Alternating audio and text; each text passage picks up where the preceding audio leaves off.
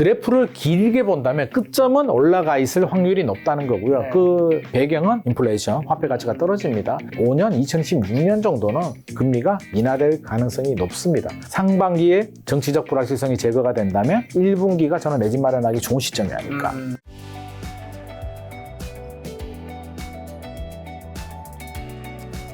그리고 아까 비싸다는 얘기 해주셨는데 지금 요즘 집값, 서울 집값, 주택가격이 너무 비싸다. 우리 소득으로 감당할 수 없는 가격이다. 이런 얘기 하시는 분들 많잖아요. 네. 주택구입부담지수, 뭐 PIR 같은 지수를 가지고 얘기하면서 어떻게 보세요? 비싼가요?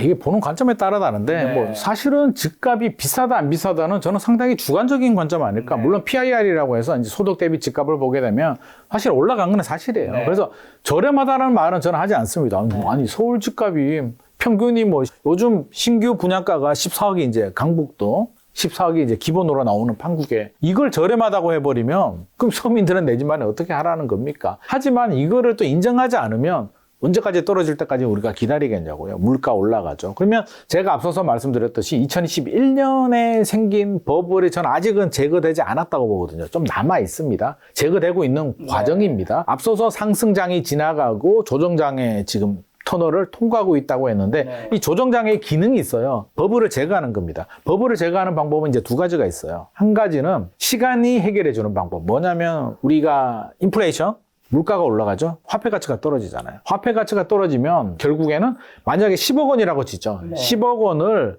금고에 넣어둡니다. 10년이 지난다. 뭐 전세라고 생각하셔도 됩니다. 전세도 일종의 이제 돈을 맡겨두는 거니까. 10년이 지나면 얼마가 될까요? 10억 원이? 명목 가치는 10억 원인데 실질 가치는 7억 4천만 원으로 떨어지거든요. 시간이 지날수록 화폐 가치는 떨어집니다. 그러면 2021년에 집값이 7억 하던 집값이 10억까지 올랐어요. 많이 올랐습니다. 근데 이 10억 원이 2021년의 10억과 2025년에 10억은 저는 실질 가치가 좀 다르다. 다르죠. 제거가 되고 있는 과정입니다. 그래서 버블이 상당 부분 지금 제거가 되고 있는 과정이고 과정이 1년, 2년 더 지나간다면 한 5년 정도 조정이 된다면 실질적으로는 저는 상당히 제거가 될 것이다. 두 번째 또 제거되는 방법. 가격이 떨어질 수도 있잖아요. 2022년 12월, 2023년 1분기 때 1차 하락이 있었죠. 상당히 제거가 됐습니다. 실제로 강남 빼고는 상당히 제거가 됐고 만약에 모르잖아요. 2025년에 혹시라도 불확실성이 길어지면서 2차 하락이 온다면 또 제거가 되거든요. 이렇게 제거가 된다면 조정의 기간이 조금 더 짧아질 수도 있겠죠. 그래서 저는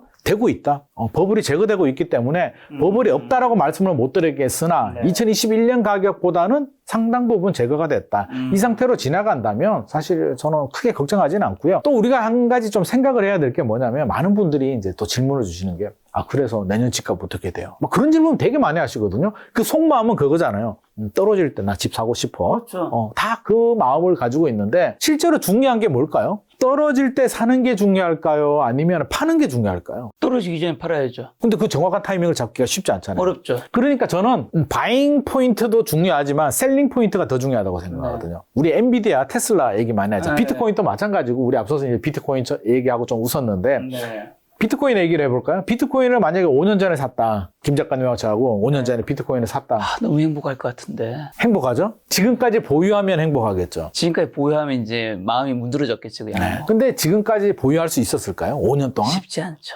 이게 일반적으로 쉽지 않습니다. 엔비디아 주식을 5년 전에 뭐 1억을 샀다. 지금까지 5년이 지나도록 엔비디아 주식을 그대로 가지고 있을까요? 가지고 있으면 1000억이 됐겠죠. 제 주변에 한 명 10년 동안 보유한 사람이 있습니다. 그 사람은 특별한 사람 아닐까요?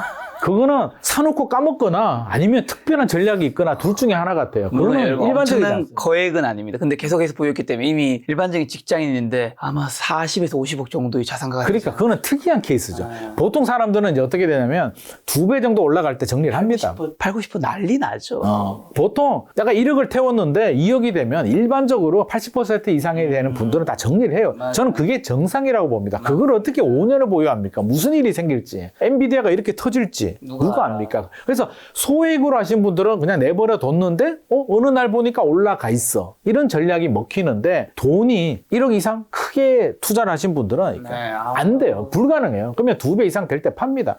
부동산이 주식보다 왜 돈을 버시는 줄 아세요? 못 파니까. 황금성 안 파니까, 때문에. 잘. 안 팔고 못 파니까. 두 개가 다 맞는 말입니다. 2012년도에 실제로 제 주변에도 이제 그런 분들이 많이 있었는데 집값 떨어졌을 때 2012년도, 13년도 장난 아니었거든요.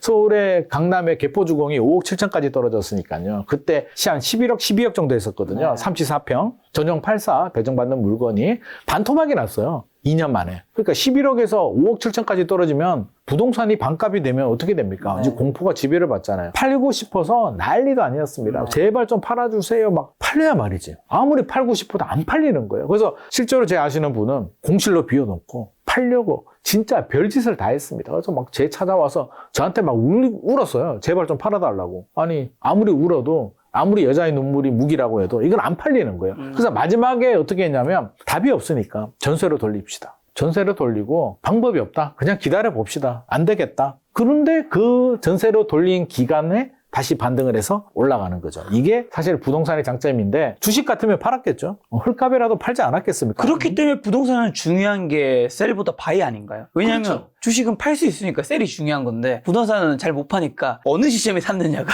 시점도 중요하지만 몇 년을 보유하느냐, 네. 언제 파느냐인데 자 그러면 2025년에 집값이 내려갈 때 내가 사고 싶다. 샀어요. 샀는데 팔 때가 불안해서 안 되겠어. 1년 있다 팝니다. 그럼 양도세 내다 끝나거든요. 그렇죠. 단기 보유, 1년 미만 보유는 양도세율 70%, 1년에서 2년은 아직도 60%입니다. 세금 내고 죽습니다. 근데 그냥 난 실거주자니까 보유해서 평균 한 7년 정도 보유하거든요. 7년 보유하면 7년 후에 집값이 지금보다 올라가 있을 가능성이 높을까요? 내려가 있을 가능성이? 저는 올라간다를 봅니다. 그렇죠. 7년이면 화폐가치 하락만 생각해도 7년 후면은 몇 년인가요? 2031년? 2032년 되잖아요. 그러면 버블이 생긴 지 10년이 지났단 말이에요. 버블 다 제거되고 올라갈 가능성이 높습니다. 그러니까 제가 실수요자들은 언제 살까 고민하다가 실제로 2025년에 만약에 집값이 떨어지잖아요. 90%는 못 삽니다. 그렇죠. 무서워서 어떻게 사? 집값 떨어질 때 못 삽니다. 그러니까 못 사는데 많은 사람들은 그 시점에 나는 들어갈 수 있다라는 자신감을 가지고 있다는 거죠. 그래서 제가 볼 때는 실수요자들은 그런 거보다는 차라리 그냥 언제 팔지가 중요하고 선생님 2030년 이후에 집값이 올라가 있을까요를 물어보는 게 오히려 더 타당하지 않나라는 생각을 가지고 있습니다. 조금 결론 얘기해 주셔야죠. 그래서 내년 집값 어떻게 되는데? 내년 집값을 얘기를 하려면 먼저 좀 따져봐야 되겠죠. 네. 제일 중요한 게 저는 지금은 제일 중요한 게 이제 두 가지 요인이 다 있습니다. 하락 요인이 있고 상승 요인도 있어요. 그렇죠. 하락 요인은 제가 앞서서 말씀드렸죠. 비싸다, 대출 규제, 경기 침체 우려도 네. 있고 트럼프 또 국내 정치 불확실성도 있고 뭐 여러 가지가 있습니다. 상승 요인은 뭐가 있을까요? 상승률 일단은 인플레이션 있고 두 번째 입주 물량. 서울의 입주 물량이 부족합니다. 특히 내년까지는 괜찮아요. 내년까지는 올림픽파크 포레온을 빼버리면 한 2만 중반대 정도 나옵니다. 올해도 2만 중반, 내년도 2만 중반. 근데 26년에 7년 엄청 부족하다. 2026년에 7,000호로 떨어집니다. 서울 아파트 입주 물량이. 2027년 또 만호가 안 될 것 같습니다. 제 생각에는. 네. 그렇다면 자, 우리는 미래를 보잖아요. 기대감을 보는데 2026년, 2027년에 서울이 입주 물량이 부족하게 되면 2025년 내년부터 걱정이 되잖아요. 입주 물량이 부족하면 매매에도 영향을 주는데 전세에도 영향을 줍니다. 전세 가격 올라가요. 기준금리 앞서서 한 3번 정도 내려간다고 제가 말씀드렸습니다. 물론 내려가야 되겠으나 내려갈 확률이 높다. 그리고 분양가 쉽게 안 떨어지겠죠? 물가도 올라가는데 분양가도 올라갑니다. 상승 요인이 있어요. 그러면 우리가 여기서 봐야 될 거는 하락 요인이 있고 상승 요인이 있는데 우리가 지금 분석할 거는 이제 불확실성 한번 분석을 해보자고요. 정치 불확실성. 그래서 탄핵이 됐는데 한 번 있었잖아요. 네. 두 번 있었죠. 2004년 봄에 한 번 있었고 2016년 12월에 한 번 있었습니다. 2004년 봄에 노무현 대통령 탄핵이 됐을 때는 사실상 그냥 해프닝으로 끝났어요. 헌재에서 불인정이 됐습니다. 그 당시 탄핵 반대 여론이 70% 정도. 이게 사실 탄핵 사유가 지금 보니까 별로 아니었더라고요. 뭐 공직선거법 위반인가 뭐 이런 거는 이제 탄핵을 걸었는데 좀 무리한 탄핵을 해서 무산이 됐고 눈여겨봐야 될 건 2016년입니다. 2016년이 지금하고 이제 평행 이론이다. 뭐 이런 얘기를 많이 합니다. 왜 평행 이론이냐? 2016년에 리우 올림픽, 2024년에 파리 올림픽. 둘 다 파리였습니다. 대한민국이. 파리. 한강 작가 노벨상 받았죠? 2016년에 또 부커상을 받았습니다. 네. 그러니까 이제 부동산 얘기를 해보죠. 트럼프가 됩니다. 2016년에도 트럼프 미국에서 11월, 올해도 2024년 11월에 트럼프가 탄핵을 불러옵니다. 그때도 탄핵, 지금도 탄핵. 그러면 탄핵이 됐을 때 얼어붙겠죠. 이제 두 가지를 볼 텐데 하나는 2016년에 제가 실거래 가격 매매 지수를 한번 뽑아와 봤는데요. 이게 뭔가요? 이게 실거래 가격 지수입니다. 실거래 가격 중에 어디요? 매매 가격 서울입니다. 한국 부동산원 통계예요. 네. 보면 11월까지는 91.8로 올라갔죠. 이때 이제 집값이 오릅니다. 2016년에 이제 서울 재건축 중심으로 집값이 올라가요. 올라가다가 이제 11.3 대책, 규제 대책도 나왔습니다. 12월 되니까 91.2로 떨어지죠. 1월이 91까지 떨어집니다. 2월 91, 3월이 91.7, 3월이 이제 탄핵이 최종 결정이 되는 시점이고요. 4월에 조기 대선합니다. 장미 대선이라고 했죠. 장미꽃 필 때 대선을 합니다. 91.9, 5월에 문재인 대통령이 취임합니다. 올라가죠. 93.4 쭉쭉쭉 치고 올라가죠. 불확실성이 제거가 됐다는 얘기입니다. 그러니까 이제 정상 궤도로 들어서는 거죠. 그럼 여기서 보는 게 생각보다 많이 떨어지진 않았네. 네. 라는 생각이 좀 들죠. 좀 조정이 됐습니다만 큰 폭으로 조정되지는 않았습니다. 오히려 9월보다도 1월이 더 높은 가격을 보여주고 있습니다. 그래서 생각보다 많이 떨어지지는 않았네. 그때는 잘 넘어갔네 라는 생각이 드는데 두 번째 봐야 될 지표가 있습니다. 이제 서울 아파트 거래량을 제가 볼 텐데요. 서울 아파트 거래량을 보면 2016년 9월, 10월 거래량이 굉장히 많았어요. 비슷해요, 아주 지금과. 11,000, 12,000. 근데 지금보다 훨씬 많은 게 사실은 이때가 거래량이 훨씬 더 많았어요. 실제로 2016년, 17년에 다주택자들 투자하시는 분들이 많이 투자를 했어요. 최근에는 실수요자들이 많이 사고 있거든요. 다주택자들이 이때는 막 쓸어 담는 시절이기 때문에 거래량이 11,000, 12,000건은 굉장히 많은 겁니다. 올해 9월, 2024년 9월에 많이 거래됐다는 게 9,200건이었거든요. 난리가 났잖아요. 이때는 11,000, 12,000건이었습니다. 자, 11월 되니까 11.3 대책이 나오고 트럼프가 되니까 거래량이 떨어지죠. 5,750건. 불확실성이 좀 커졌는데 거래량이 줄어듭니다. 약간 발을 빼기 시작했어요. 12월 되니까 어때요? 4,225건. 1월 되니까 3,731건. 지금 생각하면 3,000건 또 지금보다는 많은데 상대적인 비교잖아요. 10월에 12,000건이 거래가 되다가 1월에 2017년 1월에 3,700건이면 거의 3분의 1, 4분의 1 토막이 납니다. 이 정도면은 그 당시로는 올스톱이에요. 그때는 3,000건 말도 안 되는 거래량. 다시 올라가네요. 다시 올라갑니다. 2월, 3월, 4월 불확실성 제거되고 14,000건을 폭발합니다. 그러니까 6월에 대책도 나오고 8월에 떨어진 거는 이제 8.2 대책이라는 게 발표가 됩니다. 하도 집값이 올라가니까 양도세, 중과세, 강남을 규제지역으로 지정하고 양도세, 중과세를 지정한 게 8월입니다. 요게 한 달, 두 달 갑니다. 후에 또 다시 올라갑니다. 네. 그래서 요거를 보면 거래량은 폭감했죠. 실거래 지수는 많이 안 떨어졌죠. 여기서 이제 우리가 힌트를 얻는 건 뭐냐면 실제로 투자 심리는 위축이 됐습니다. 매수자들 발을 빼줘. 나 안 살래. 지켜볼래. 관망. 집주인들은 급매로 떨어뜨리면 계약을 하는데 안 떨어뜨리니까 거래가 안 되는 겁니다. 거래량은 떨어졌는데 실거래 지수가 안 떨어졌다는 얘기는 실질적으로 가격은 떨어지지 않았다. 4개월이죠. 2016년 12월, 2017년 1, 2, 3. 4개월 불확실성이 지나갔습니다. 폭풍처럼 지나갔습니다. 그 얘기는 뭐냐? 4개월은 심리적으로 집주인들도 4개월의 불확실성으로 가격을 급매로 던지지는 않는다는 거죠. 우리가 집주인 입장이면 어떻게 생각할까요? 기다려보자. 일단 잘 모르겠다. 그냥 기다려보자. 근데 이게 제가 드리고 싶은 말씀은 6개월 이상 지속이 된다. 그러면 불확실성이 이제 공포가 됩니다. 못 버티겠죠. 이거 앞이 안 보여. 야, 이거 큰일이네? 장난 아니야. 하반기, 2025년 하반기로도 정치적 불확실성이 이어진다.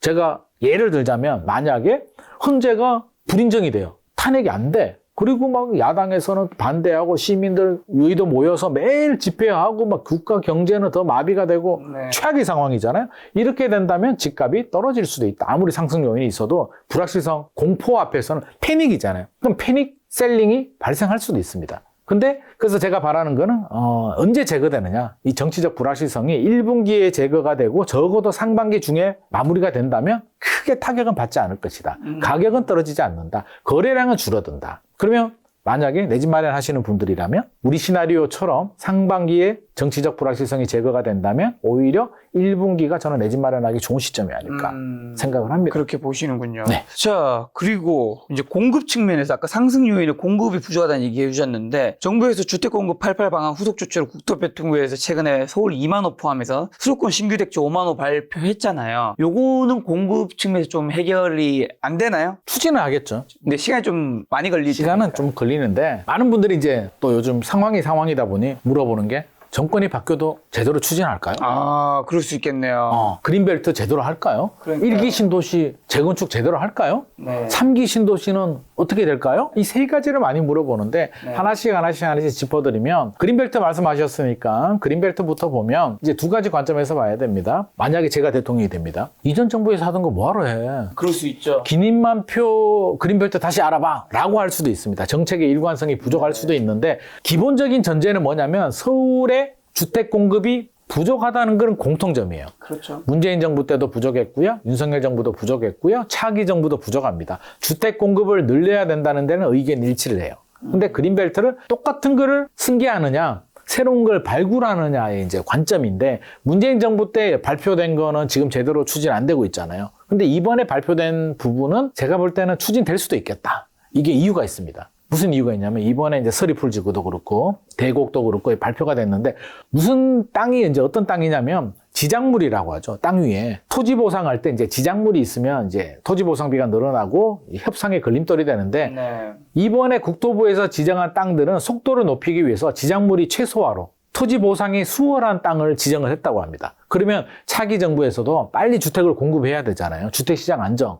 문재인 정부도 사실상 부동산 집값 때문에 저는 정권 교체가 됐다라고 해도 과언이 아닌 것 같은데 알고 있죠. 그렇다면 주택 공급을 빨리 해야 되는데 기님만표 주택 공급을 하기 위해서 빨리 할 수 있는 그린벨트 지정한 거를 포기하고 다른 땅을 또 발굴한다? 시간이 늦어지잖아요. 저 같으면 그대로 할 것 같습니다. 그래서 그린벨트는 이번 땅의 특징을 감안한다면 속도를 높이기 위해서는 추진할 가능성이 높다는 말씀 드리고 싶고요. 두 번째 또 고민해야 될 건 1기 신도시. 선도지구 지정되자마자 이제 뒤집어집니다. 되자마자 일주일 지났나 열흘 지나고 이제 계엄 나오고 탄핵되면서 지금 모든 게 덮쳐버렸는데 1기 신도시 진행됩니다. 그대로 차질 없이 진행이 될 겁니다. 왜? 후보 시절에 윤석열 후보, 이재명 후보였잖아요. 한 3년 전에. 그때 공통 공약 사항이었습니다. 둘 다 1기 신도시 재건축을 하겠다. 1기 신도시 노후계획도시 특별법 여야가 그렇게 대립을 하는 와중에도 통과시킵니다. 이거는 이견이 없어요.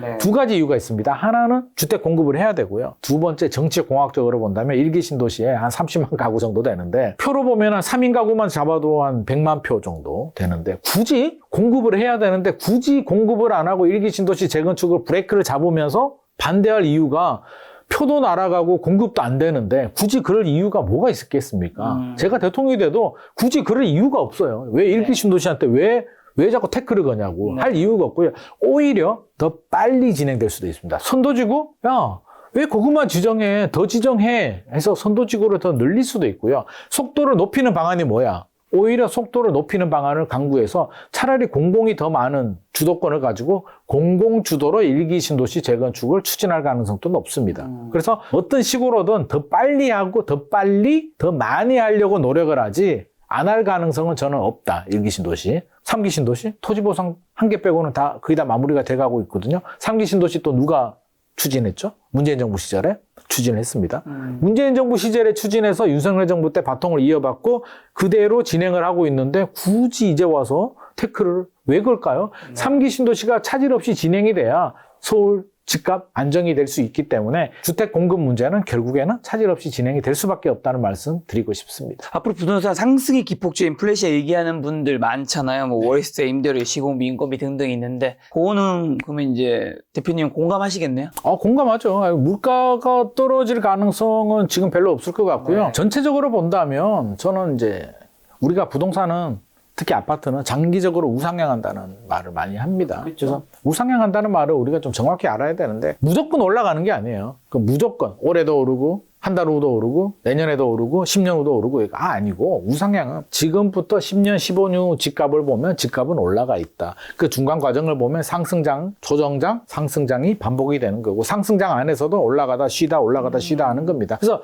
그래프를 길게 본다면 끝점은 올라가 있을 확률이 높다는 거고요. 네. 그 배경은 이제 제가 앞서서도 설명드렸듯이 인플레이션, 화폐 가치가 떨어집니다. 10년 전 1억 하고 지금 1억이 돈 가치가 다르잖아요. 다르죠. 10년 전에 외식에도 10년 전에 10만 원? 10몇만 원이면 4인 가족이 패밀리 레스토랑 가가지고 그렇죠. 스테이크 먹었는데 최근에 가니까 할인 카드 써도 한 25만 원 나오더라고요. 10년 전에 1인당 10만 원짜리 오마카세 같은 것도 거의 없었을걸요. 그렇죠. 지금은 1인당 10만 원이 뭐야? 20, 뭐예요? 30짜리도 좀 비싼 데는 맞습니다. 있거든요. 그래서 저는 그게 가격이 올라갈 수도 있으나 기본적으로 이제 물가가 떨어진 거고 가끔 그렇게 말씀하시는 분들이 있어요. 뭐 집값이 반토막이 나야 된다. 10년 전 가격으로 가야 된다라고 하는데 저는 그렇게 묻고 싶어요. 집값이 10년 전 가격으로 되돌아가면 자기 본인 월급이 10년 전으로 돌아가는 걸 인정하겠습니까?